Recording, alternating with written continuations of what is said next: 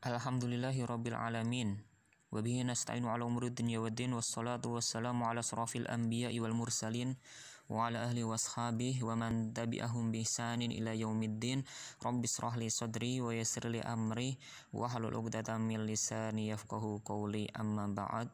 Sebelumnya terima kasih kepada Bu Nur Alwiyah yang sudah memberikan kesempatan kepada kelompok kami, kelompok 9, untuk mempresentasikan meskipun melalui media online di WA makalah kami tentang materi pembelajaran SKI tingkat atas SMA dengan judul Bab Masa Kejayaan di Masa Umayyah dan juga Abbasiyah. Langsung saja untuk mempersingkat waktu, masuk kepada pembahasannya. Yang pertama tentang periodisasi sejarah Islam.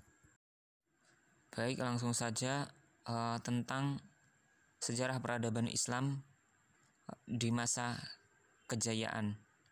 Di sini ada beberapa pernyataan menarik dari orang-orang Barat tentang sejarah peradaban Islam. Yang pertama itu dari Montgomery Watt, yang mengatakan bahwasannya cukup beralasan jika kita menyatakan bahwa peradaban Eropa tidak dibangun oleh proses regenerasi mereka sendiri tanpa dukungan peradaban Islam yang menjadi dinamonya, maka Barat bukanlah menjadi apa-apa. Kemudian ada pernyataan lagi dari Presiden Amerika Serikat terdahulu, yaitu Barack Obama, yang mengatakan bahwasannya peradaban sangat berhutang besar kepada Islam. Dari beberapa pernyataan di atas dapat menggambarkan bahwa siapapun sungguhnya tak akan bisa mengelak ataupun mengakui akan keagungan dan juga kontribusi peradaban Islam di masa lalu bagi dunia ini. Sehingga meskipun banyak ditutup-tutupi, pengaruh peradaban Islam terhadap kemajuan Barat saat ini tetaplah terpampang nyata. Untuk selanjutnya akan dijelaskan beberapa periodisasi sejarah Islam. Banyak sekali pendapat yang menyebutkan tentang periodisasi sejarah Islam. Di sana ada Harun Nasution, kemudian ada Badri Yatim, kemudian ada Joni dan lain sebagainya.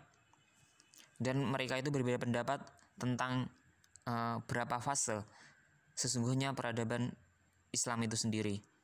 Akan tetapi yang terkenal secara umum oleh ahli sejarah itu adalah, dan juga disepakati adalah, pendapatnya Harun Nasution, yang mengatakan bahwasannya periodisasi sejarah Islam itu terbagi menjadi 3.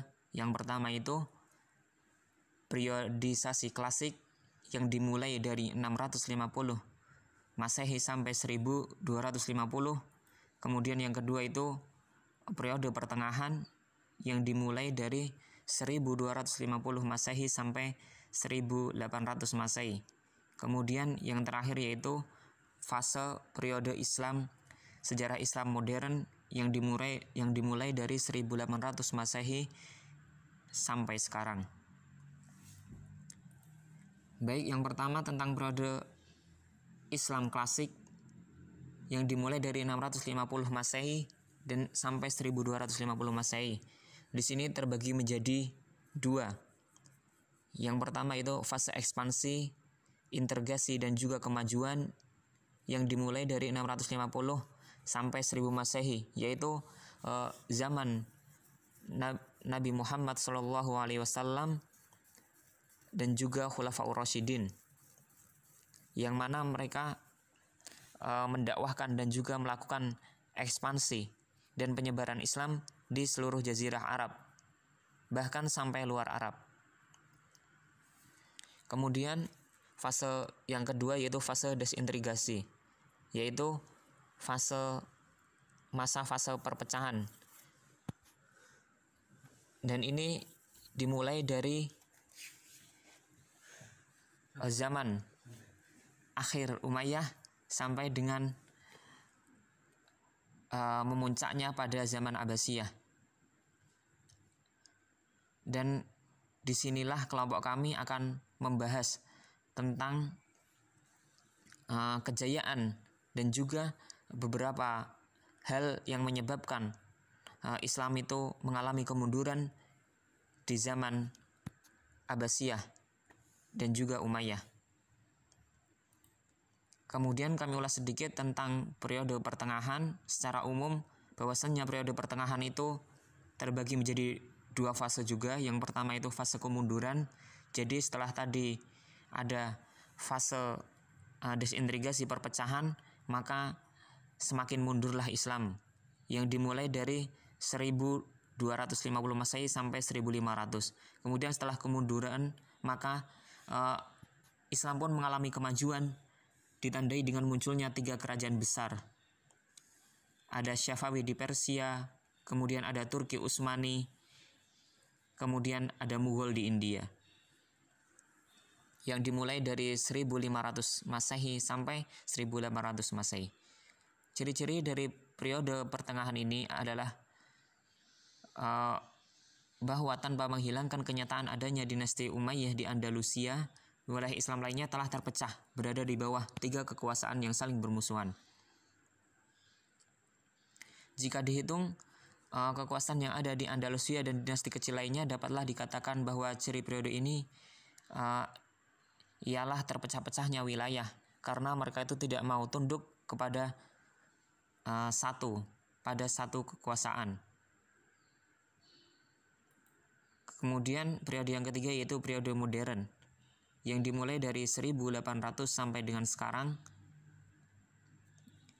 yang mana periode ini ditandai dengan munculnya para pembaharu Islam seperti Muhammad Abduh dan lain sebagainya. Ciri dari periode ini, seluruh wilayah kekuasaan Islam baik langsung maupun tidak langsung telah berada di bawah cengkraman wilayah barat, sampai kemudian setelah Perang Dunia Kedua kembali memperoleh kemerdekaannya. Dalam periode ini umat Islam berkenalan langsung dengan kebudayaan barat. Perkenalan dan kebudayaan barat ini khususnya dalam bidang kebudayaan dan teknologi telah menggugah kembali semangat untuk menggelorakan kembali api Islam yang telah padam, sehingga menginginkan akan kembali ke masa-masa kejayaan sebelumnya, yaitu pada masa dinasti Umayyah dan juga Abbasiyah, karena kedua zaman tersebut merupakan masa kejayaan dan juga zaman keemasan Islam. Pada masa Bani Umayyah, perkembangan Islam ditandai dengan meluasnya wilayah kekuasaan Islam dan berdirinya bangunan-bangunan yang kokoh seperti pusat dakwah, kampus-kampus, dan juga lain sebagainya. Bahkan kemajuan Islam itu meliputi di berbagai hal, dimulai dari bidang politik, ekonomi, arsitektur, sosial, keagamaan, bahkan bidang militer. Sementara perkembangan Islam pada masa Abbasiyah ditandai dengan pesatnya perkembangan ilmu pengetahuan. Kemajuan Islam pada masa ini meliputi juga berbagai bidang ilmu. Ada pengetahuan, ekonomi, sosial, militer, dan lain sebagainya. Untuk lebih jelasnya tentang kemajuan dari dua masa ini akan dijelaskan oleh pemateri dari kelompok kami selanjutnya. Terima kasih. Bismillahirrahmanirrahim. Assalamualaikum warahmatullahi wabarakatuh. Saya Isneni Dewi Safitri akan menjelaskan sedikit tentang faktor-faktor yang mempengaruhi masa kejayaan Islam. Faktor-faktor yang mempengaruhi masa kejayaan Islam didorong oleh 2 faktor, yaitu faktor internal dan faktor eksternal. Faktor internal diantaranya yaitu 1. Keistiqomahan dan konsistensi umat Islam terhadap ajaran Islam. Yang kedua, Islam sendiri mengajarkan kepada umatnya untuk terus maju.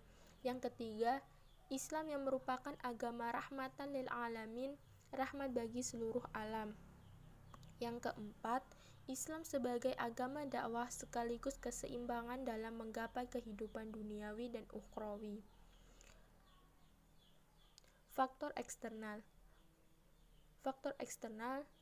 diantaranya yaitu terjadinya asimilasi antara bangsa Arab dan bangsa-bangsa lain yang lebih dahulu mengalami perkembangan dalam ilmu pengetahuan. Pengaruh Persia pada saat itu sangat penting di bidang pemerintahan. Selain itu, mereka banyak berjasa dalam perkembangan ilmu filsafat dan sastra. Adapun pengaruh Yunani masuk melalui berbagai cara terjemah dalam banyak bidang ilmu, terutama filsafat. Yang kemudian gerakan terjemah, usaha penerjemahan kitab-kitab asing dilakukan dengan giat. Pengaruh gerakan terjemahan terlihat dalam perkembangan ilmu pengetahuan umum, terutama di bidang astronomi, kedokteran, filsafat, kimia, dan sejarah. Selain faktor internal dan eksternal, kejayaan Islam ini disebabkan pula oleh adanya gerakan ilmiah atau etos keilmuan dari para ulama yang ada pada periode klasik, yang mana di antaranya yang pertama melaksanakan ajaran Al-Quran secara maksimal, di mana banyak ayat dalam Al-Quran yang menyuruh agar kita menggunakan akal untuk berpikir. Yang kedua melaksanakan isi hadis, di mana banyak hadis yang menyuruh kita untuk terus-menerus menuntut ilmu, walaupun harus ke negeri Cina. Bukan hanya ilmu agama yang dicari, tetapi ilmu-ilmu lain yang berhubungan dengan kehidupan manusia di dunia ini. Yang ketiga, mengembangkan ilmu agama dengan berijtihad, ilmu pengetahuan umum dengan mempelajari ilmu filsafat Yunani. Maka, pada saat itu banyak bermunculan ulama fikih, tauhid, tafsir, hadis, ulama bidang sains, kedokteran, matematika, optik, kimia, fisika, geografi, dan lain sebagainya. Yang keempat adalah ulama yang berdiri sendiri serta menolak untuk menjadi pegawai pemerintahan. Bismillahirrahmanirrahim. Assalamualaikum warahmatullahi wabarakatuh. Saya Melina Walangreini akan menjelaskan mengenai tokoh-tokoh pada masa kejayaan Islam. Pada masa kejayaan Islam, banyak sekali tokoh Islam yang memiliki keahlian dalam berbagai bidang ilmu. Nah, di sini akan dijelaskan sebagian biografi dari beberapa tokoh pada masa kejayaan Islam. Ada 5 tokoh pada masa kejayaan Islam. Yang pertama yaitu Ibnu Rushd, yang kedua yaitu Al-Ghazali, yang ketiga Al-Kindi, yang keempat Al-Farabi, dan yang kelima adalah Ibnu Sina. Tokoh yang pertama yaitu Ibnu Rushd. Ibnu Rushd merupakan salah satu tokoh pada masa kejayaan Islam. Nama lengkap beliau adalah Abu Al-Walid Muhammad Ibnu Rushd. Beliau lahir di Cordova pada tahun 520 Hijriah dan wafat di Marrakesh, Maroko pada tahun 595 Hijriah. Di bawah asuhan keluarga yang terdidik dan terpandang, serta kondisi politis inilah Ibnu Rushd lahir dan berkembang menjadi dewasa. Pendidikan beliau dimulai sejak kecil di keluarganya yang alim. Kakek dan ayahnya adalah penganut mazhab Maliki. Ketika usianya masih kecil, ia mempelajari ilmu fikih dan ilmu lainnya dari ayahnya, sehingga tidak heran jika saat itu dia telah menghafal kitab Al-Muwatta karangan Imam Malik dan juga sudah meriwayatkan hadis. Kemudian setelah menginjak remaja, ia terdorong keluar dari lingkar keluarga dalam menuntut ilmu. Para fuqaha yang menonjol di kawasan Andalusia kala itu didatangi oleh Ibnu Rushd sebagai guru untuk ditimba ilmunya. Tokoh yang kedua yaitu Al-Ghazali. Al-Ghazali merupakan salah satu tokoh pada masa kejayaan Islam. Nama lengkap beliau adalah Abu Hamid Al-Ghazali. Beliau lahir di desa Ghazalah dekat Tus, Iran Utara pada tahun 450 Hijriah. Beliau dididik dalam keluarga dan guru yang zuhud, hidup sederhana dan tidak tamat terhadap duniawi. Mengenai latar belakang pendidikan Imam Al-Ghazali, pendidikannya diawali dengan mengambil ilmu dari ayahnya sendiri. Kepada ayahnya, beliau belajar membaca Al-Quran dan dasar-dasar ilmu keagamaan yang lain. Dan dari ayahnya juga, ia mendapatkan pendidikan akhlak yang baik. Karena sang ayah yang warok itu tidak lupa untuk selalu membawanya hadir dalam majelis para ulama untuk berjumpa dengan kaum solihan dan mendapatkan ilmu serta doa dari mereka. Sehingga secara otomatis hal itu sangat membekas di dalam ingatannya dan berpengaruh dalam menggugah semangatnya serta membentuk kepribadiannya di masa ia dewasa nanti. Sepeninggalan ayahnya, Imam Al-Ghazali dan saudaranya itu dititipkan kepada teman ayahnya yang bernama Ahmad bin Muhammad Ar-Rizqani yang dikenal sebagai sufi berilmu tinggi, dan kepada beliaulah Imam Al-Ghazali itu mempelajari ilmu fikih dan ilmu-ilmu dasar lainnya. Sayangnya sang sufi ini tidak dapat melanjutkan mengajarkannya kepada sang murid, yaitu Al-Ghazali. Hal itu dikarenakan harta peninggalan dari ayah Al-Ghazali itu yang selama ini menjadi penopang hidupnya telah habis, sementara sang guru itu adalah orang yang sangat fakir. Maka tidak ada jalan lain kecuali menitipkan Imam Al-Ghazali kepada lembaga pendidikan yang memberikan beasiswa kepada para santri dan menjamin segala kehidupan mereka.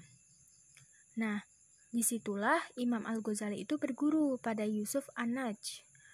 Kemudian setelah lulus, Imam Al-Ghazali melanjutkan pendidikannya di kota Jurjan, yang saat itu menjadi kota pelajar dan pusat kegiatan ilmiah. Di sana, beliau mengambil ilmu dari seorang ulama yang terkemuka, yang bernama Abu Nasr al-Ismaili. Darinya dan dari para ulama lainnya, Imam Al-Ghazali itu mendalami berbagai cabang ilmu agama dan ilmu bahasa. Kemudian setelah tamat, Imam Al-Ghazali pulang ke kampungnya dengan membawa ilmu yang ia dapatkan selama ini. Kemudian beberapa tahun setelahnya, Imam Al-Ghazali itu berangkat menuju ke kota Nisabur untuk masuk ke universitas tertua sepanjang sejarah saat itu, yaitu An-Nizamiyah. Dipimpin oleh ulama besar bernama Imam Haramain Al-Juwaini. Pada beliaulah Imam Al-Ghazali itu mempelajari ilmu usul fikih, ilmu mantik, ilmu kalam. Karena hal ini itu dinilai berbakat dan berpotensi, maka Al-Ghazali diangkat menjadi asisten gurunya. Kemudian pada usia 28 tahun, Al-Ghazali itu telah banyak menulis buku. Tulisan-tulisannya itu mendapatkan tanggapan yang positif dan pujian dari gurunya. Kemudian pada tahun 1090 Masehi, Al-Ghazali itu diangkat oleh Perdana Menteri Nizam al-Mulk menjadi guru besar di Madrasah Nizamiyah Baghdad. Kedudukan ini merupakan kedudukan yang sangat terhormat dan merupakan prestasi puncak. Dan hal inilah yang menjadikan Imam Al-Ghazali itu semakin populer. Kemudian, setelah 5 tahun menjabat, Al-Ghazali mengundurkan diri. Ia meninggalkan profesinya dan mengembara dari satu tempat ke tempat yang lainnya. Keluarganya pun ditinggalkan setelah diberi bekal yang secukupnya. Kemudian selama 10 tahun ia menjalani kehidupan sebagai seorang sufi. Kemudian ia berdiam diri atau berkhalwat kurang lebih 2 tahun di dalam masjid Damaskus. Kemudian pada tahun 1105, Al-Ghazali itu kembali pada tugasnya yang semula, yaitu mengajar di Madrasah Nizamiyah.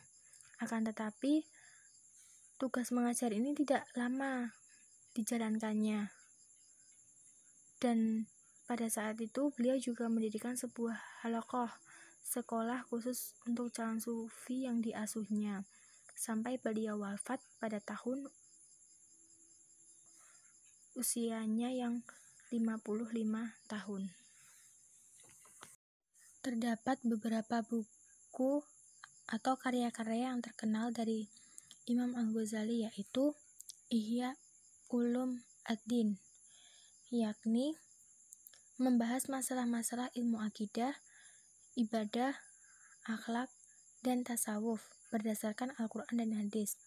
Kemudian dalam bidang filsafat, beliau menulis Tahafu al-Falasfah, tidak konsistennya para filsuf. Kemudian Al-Ghazali merupakan ulama yang sangat berpengaruh di dunia Islam, sehingga beliau juga mendapatkan gelar Hujatul Islam atau bukti kebenaran Islam.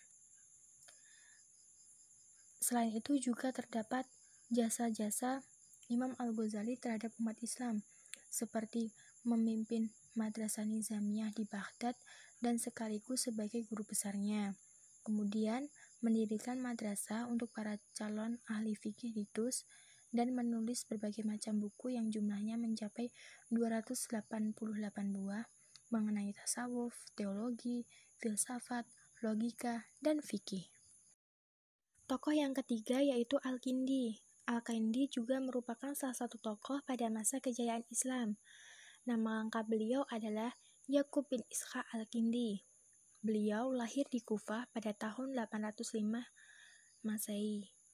Pendidikan Al-Kindi dimulai di Kufah dengan pelajaran yang umum saat itu, seperti Al-Quran, tata bahasa Arab, kasusraan, ilmu hitung, ilmu fikih, dan teologi. Di mana saat itu kota Kufah merupakan pusat keilmuan dan kebudayaan Islam di samping Basrah.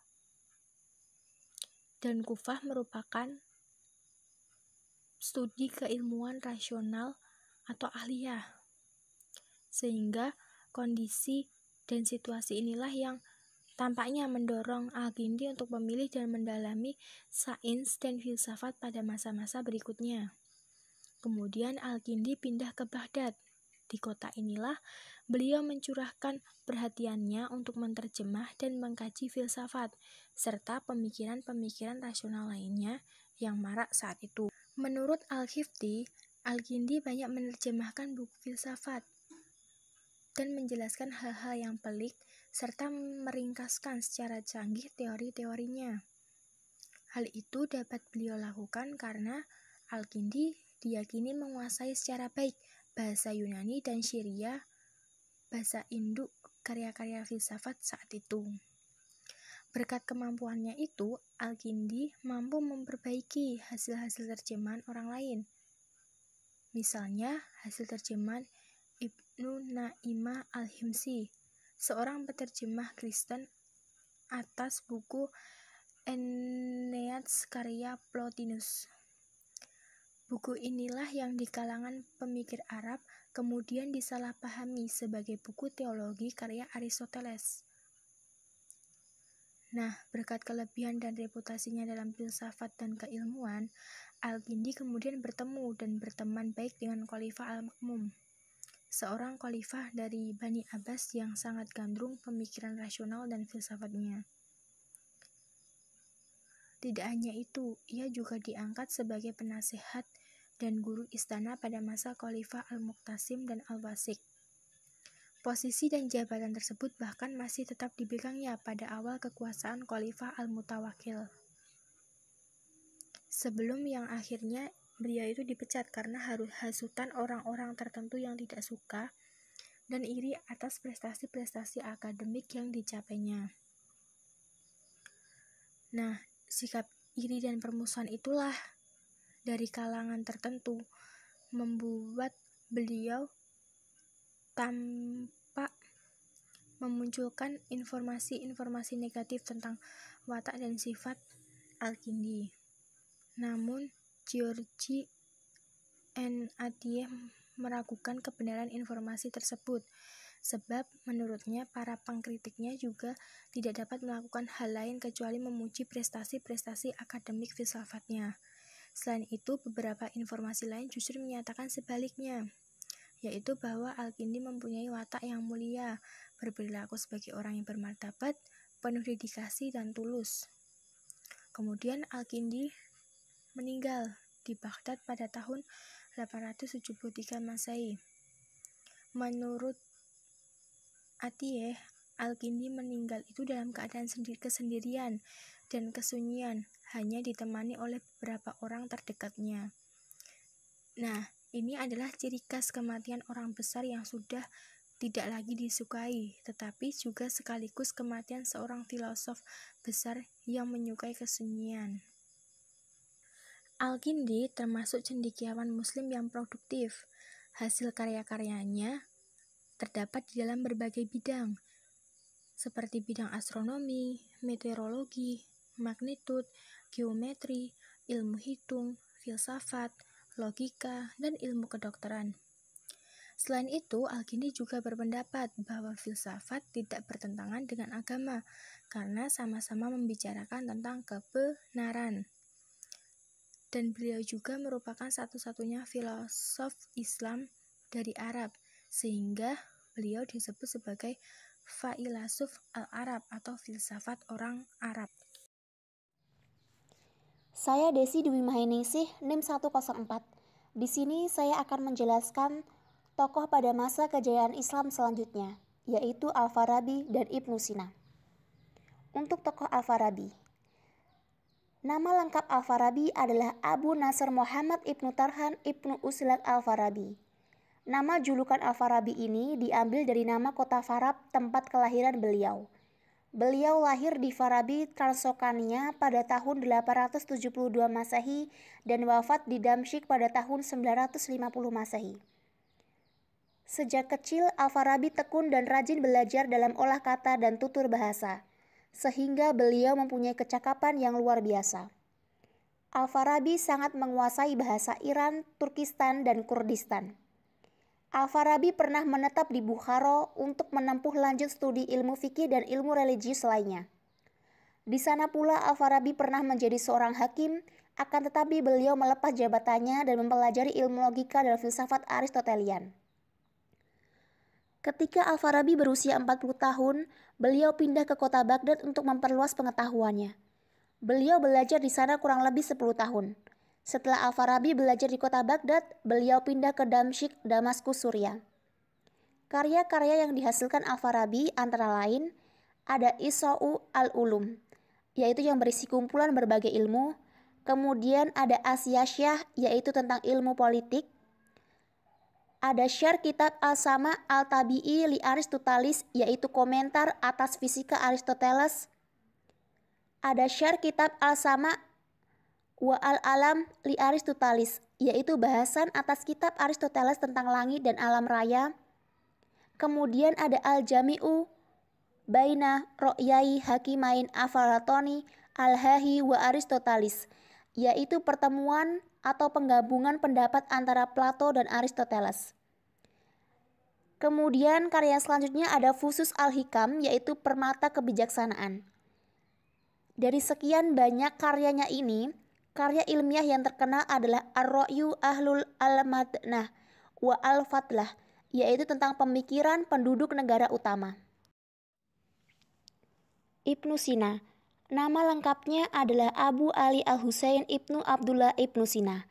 Beliau lahir pada tahun 980 Masehi di desa Afshana dekat Bukhara.